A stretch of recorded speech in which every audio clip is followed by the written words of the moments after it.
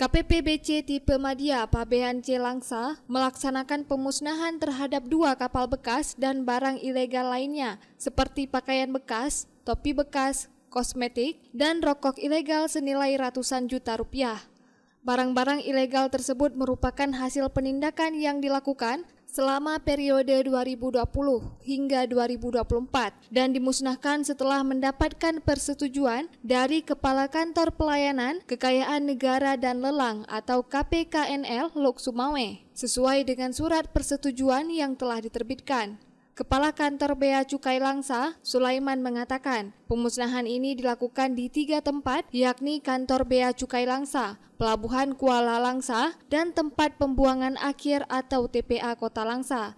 Dengan barang yang dimusnahkan meliputi 2 kapal dalam kondisi bekas, rusak berat, 4 koli pakaian bekas, 1 koli celana panjang bekas, 1 koli topi bekas, 6 koli kosmetik, dan 223.324 batang rokok ilegal berbagai jenis dan merek. Sulaiman berharap dengan adanya kegiatan ini agar masyarakat dapat lebih memahami peran dan tanggung jawab Bea Cukai dalam melindungi negara dan masyarakat dari peredaran barang-barang yang tidak sesuai dengan ketentuan. Jadi yang kita musnahkan hari ini 2 kapal kondisinya bekas rusak. Itu kira-kira nilainya 37.318. Kenapa kita musnahkan kapalnya?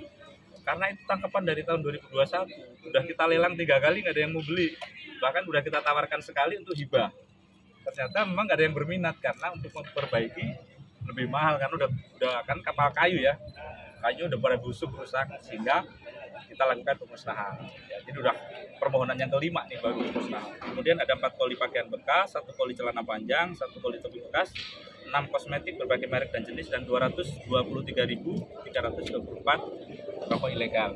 Dari Langsa, Seli Novita melaporkan untuk Puja TV Aceh.